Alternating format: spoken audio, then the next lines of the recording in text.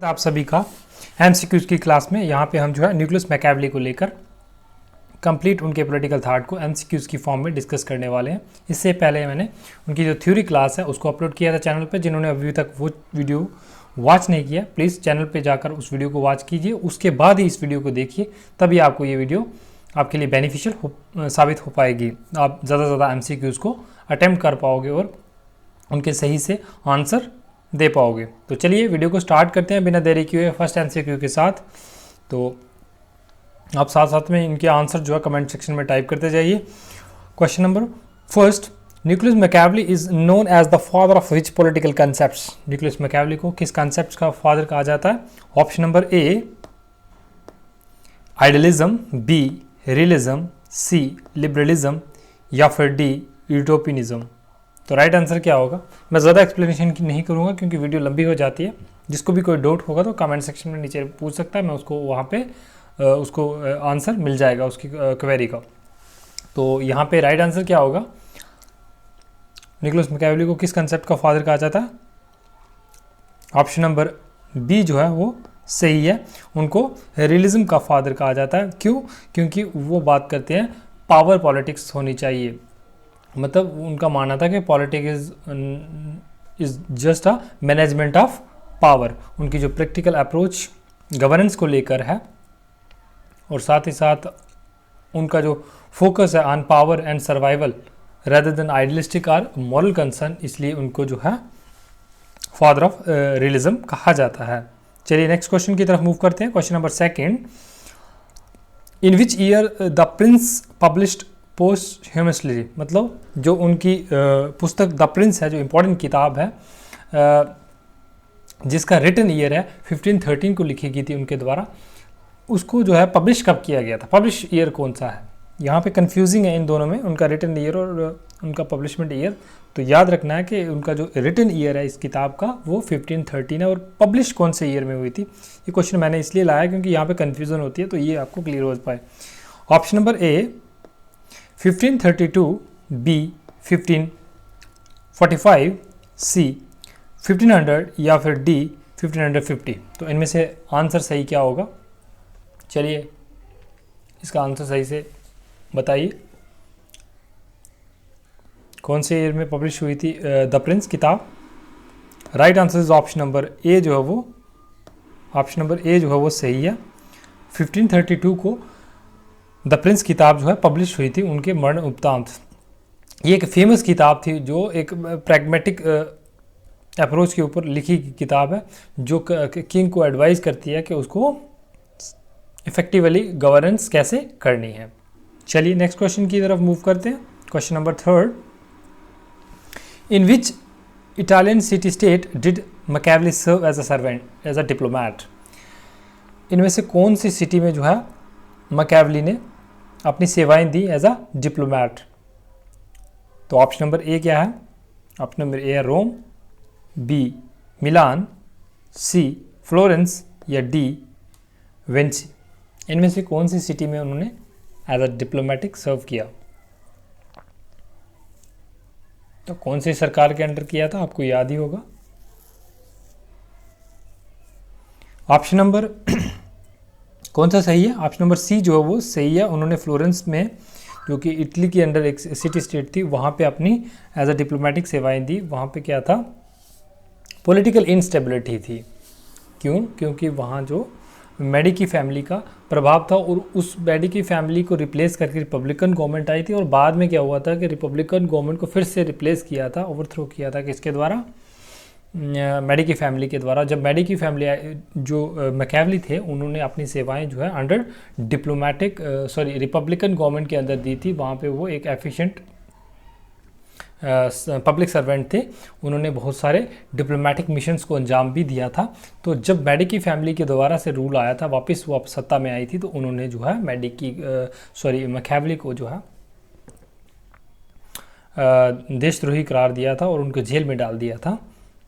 तो उन्होंने जो अपनी जो राइटिंग प्रोड्यूस की थी द प्रिंस, ये वहाँ पे बैठ के उन्होंने प्रोड्यूस की थी। चलिए नेक्स्ट क्वेश्चन की तरफ मूव करते हैं। Question number 4, which of the following best describe Machiavelli's views of human nature.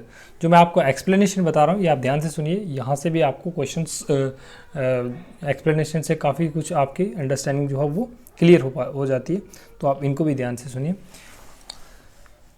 Question number 4, which of the following best describe Machiavelli's views of human nature. Machiavelli को जो इंसान की प्रकृति है, उसकी जो प्रकृति को लेकर जो उनके विचार थे, इनमें से क्या सही है। Option number A, people are inherently kind and cooperative. क्या लोग जो है बाय नेचर क्या है, काइंड और कोऑपरेटिव है। Option number B, peoples are inherently selfish and deceitful, मतलब वो सेल्फिश हैं और डिसाइड में धोखेबाज हैं। Option number C, peoples are guided by moral virtues, या फिर D, peoples are naturally peaceful. तो इनमें से क्या आंसर जो है सही होगा बाय नेचर के लिए, बाय ह्यूमन नेचर के लिए जो मैकियावेली ने कहा है। ऑप्शन नंबर कौन सा है इसमें से सही है? Right answer is option number B जो है वो सही है, क्योंकि उनके मुताबिक ह्यूमन नेचर जो है वो क्या है, सेल्फिश है और साथ ही साथ डिसाइडफुल है।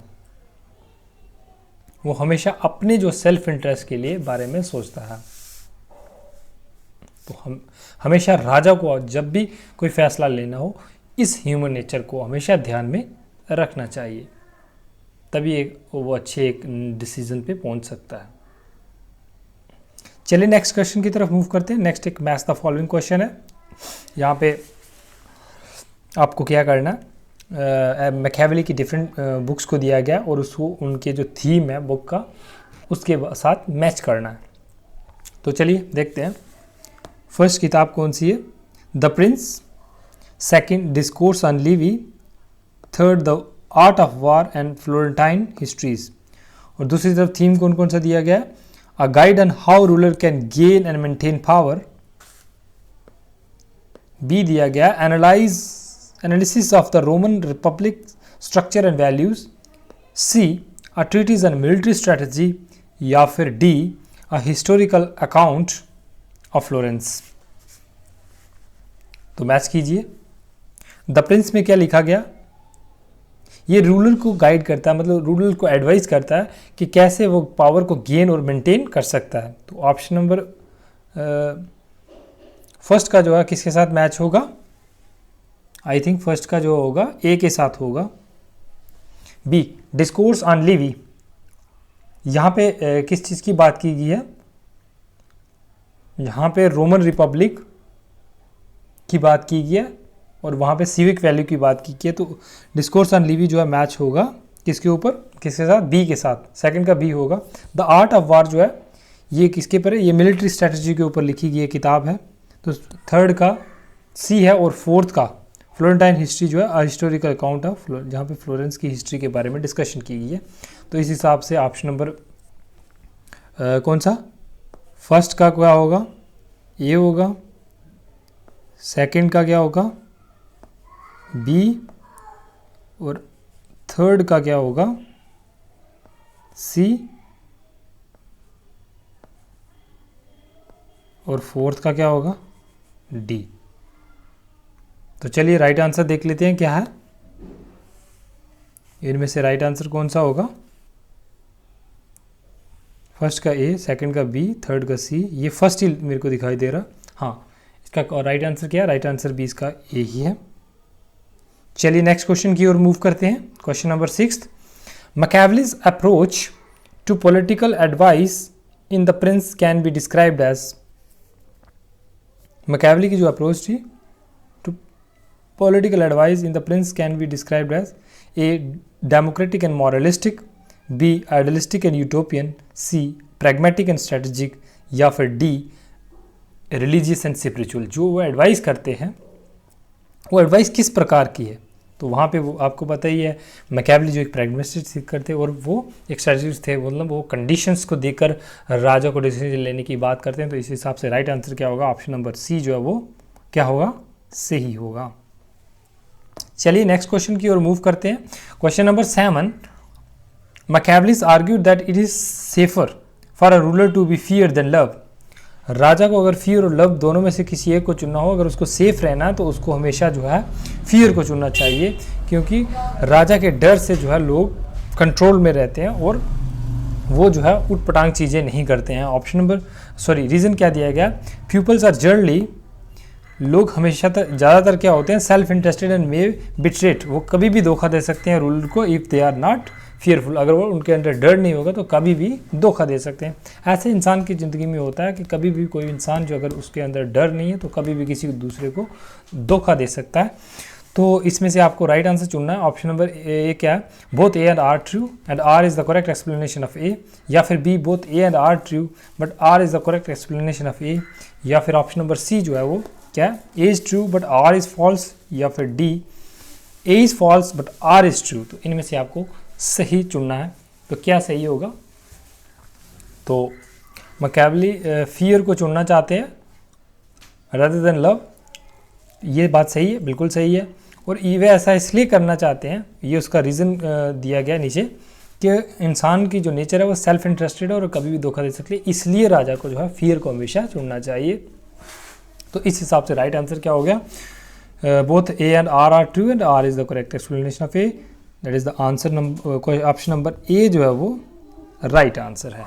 चलिए नेक्स्ट क्वेश्चन नंबर 8 की तरफ मूव करते हैं। According to Machiavelli, religion is primarily important in politics because it, religion जो है वो इंपॉर्टेंट है किसके लिए, पॉलिटिक्स में, बिकॉज क्यों इंपॉर्टेंट है। Option number A strengthens a rural legitimacy, ये रूरल की जो लेजिटिमेसी है उसको स्ट्रेंथन करता है, उसको मजबूत करता है। Option B teaches morality to rulers, ये टीच करता है मोरालिटी को टू रूलर्स, मोरालिटी सिखाता है राजा को।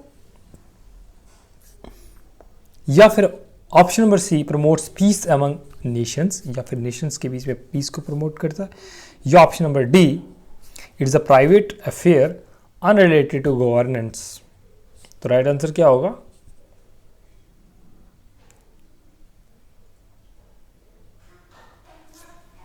ऑप्शन नंबर ए जो है वो सही होगा।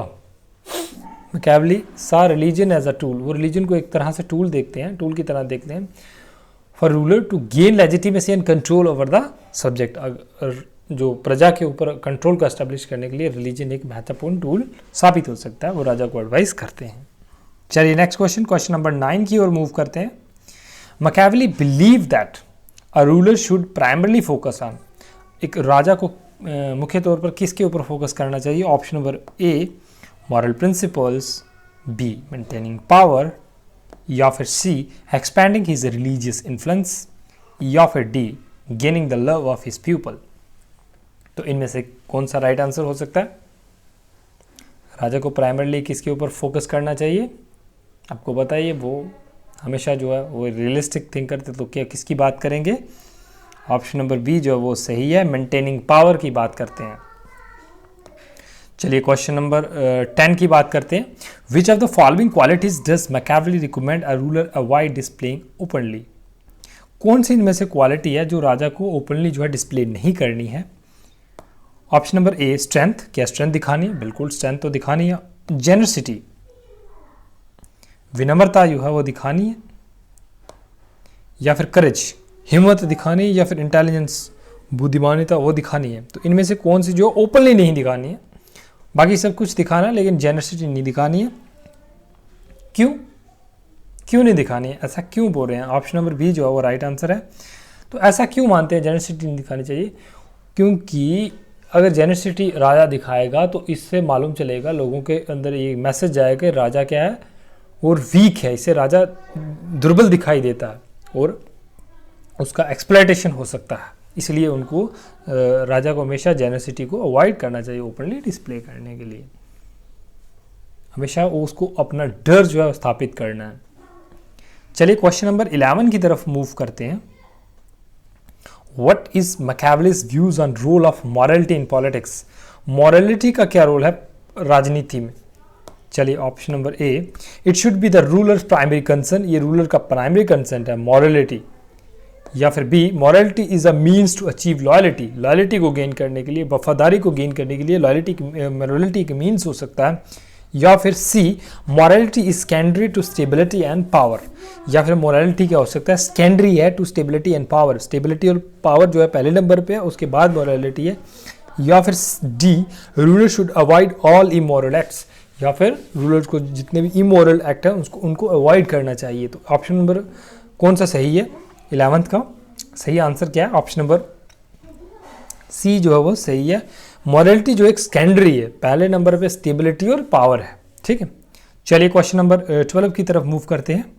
12 क्या है? According to Machiavelli which of the following statement is most accurate about a ruler's qualities?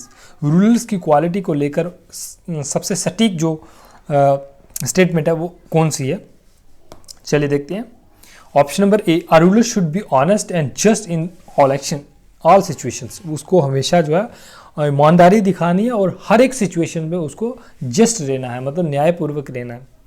क्या ऐसा बोलते हैं? नहीं, आपको पता ही है मैकियावेली राजा को इमोरल होने के लिए भी कहते हैं, तो ये तो स्टेटमेंट गलत हो जाती है। A ruler should adopt his behaviour based on what is necessary to retain power. क्या जरूरी है पावर को बनाए रखने के लिए, उसके लिए उस हिसाब से राजा को अपने आप को अडॉप्ट करना है। या फिर C, a ruler should always seek the love of his people. हमेशा लोगों के प्यार को जो है अर्जित करना है। या फिर D, a ruler should avoid all forms of क्रूरलिटी। उसको हर प्रकार की जो क्रूरलिटी है, अत्याचार है, उसको अवॉइड करना है, उसको क्रूरलिटी नहीं करनी है। तो इनमें से कौन सा ऑप्शन जो है वो सही है? इसका कोई आंसर है वो आप मुझे कमेंट सेक्शन में दीजिए, वहाँ पे मैं आपको इसका राइट आंसर बताऊंगा। तो देखते हैं कितने लोग जो है इसका सही आंसर देते हैं। चलिए नेक्स्ट क्वेश्चन नंबर 13 की ओर मूव करते हैं। 13 क्या है?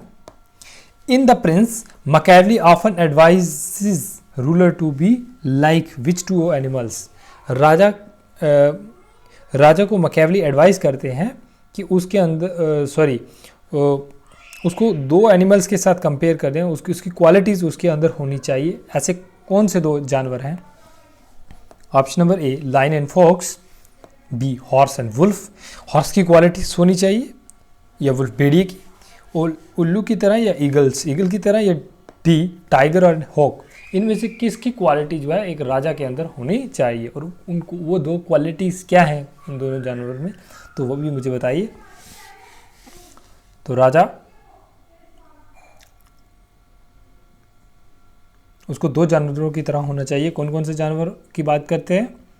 13 का क्या आंसर है? ऑप्शन नंबर ए जो है वो सही है। लाइन और फॉक्स की क्वालिटीज़ होनी चाहिए। और कौन कौन सी क्वालिटीज़ है, लाइन की कौन सी क्वालिटी और फॉक्स की कौन सी क्वालिटी एक राजा में होनी चाहिए, इसको आप मुझे कमेंट सेक्शन में टाइप करके बताइए। देखते हैं आप सभी को कितना पता है, आपने जो हमारी थ्योरी की क्लास है वो कितनी अच्छे से देखी है, तो यहाँ से मैं जज करूँगा। चलिए नेक्स्ट क्वेश्चन नंबर 14 की ओर मूव करते हैं।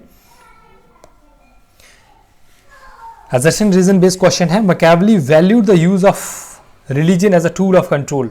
मैकियावेली चाहते हैं कि रिलीजन, धर्म को एज अ टूल इस्तेमाल किया जाना चाहिए राजा के द्वारा टू कंट्रोल हिज सब्जेक्ट्स। या रीज़न क्या है? He believe subjects are naturally religious. उनका मैकियावेली का मानना था कि प्राकृतिक रूप से जो है लोग जो है रिलीजियस, धार्मिक होते हैं, and can easily B manipulate through their faith. अगर धर्म का यूज़ करके उनको ईजिली मैनिपुलेट किया जा सकता है, उनके बिहेवियर्स को मोल्ड किया जा सकता है अपने हिसाब से, तो इसलिए राजा को वो धर्म को एज अ टूल यूज़ करने के लिए कहते हैं। तो क्या ये सही है? इनमें से ऑप्शन कौन सा सही होगा? ऑप्शन नंबर ए सही होगा, जहाँ पे दोनों सही होंगे और असर्शन रीजन दोनों सही है, और reason is the correct explanation of A. या फिर both A and R true, R the correct explanation. इनमें से कौन सा होगा? या फिर A is true, R is false, या A is false but R is true. तो इनमें से कौन सा सही है? ऑप्शन नंबर ए जो है वो सही होगा, क्योंकि ये दोनों जो है असर्शन रीजन दोनों करेक्ट है, और रीजन जो है उसका करेक्ट एक्सप्लेनेशन भी, sorry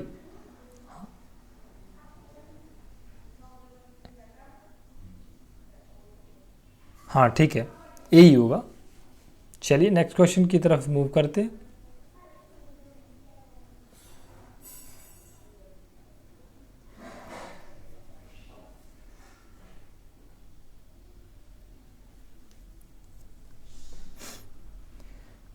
question number 15। Question number 15 क्या है? चलिए देखते हैं। Which quote is attributed to Machiavelli. इनमें से कौन सी कोट जो है मैकियावेली के द्वारा दी गई है? Option number A, knowledge is power. B, end justifies the means. या C, man is born free but everywhere he is in chains. या फिर D, I think therefore I am. इनमें से कौन सी जो कोटेशन है वो मैकेवली के साथ बिलोंग करती है? तो राइट आंसर क्या होगा? ऑप्शन नंबर बी जो है वो सही है। मैकेवली बात करते हैं एंड जस्टिफाइज द मीन। उनका मानना था कि हमें गोल को अचीव करना है। गोल क्या है? पावर को मेंटेन रखना और सिक्योरिटी का एस्टेब्लिश करना।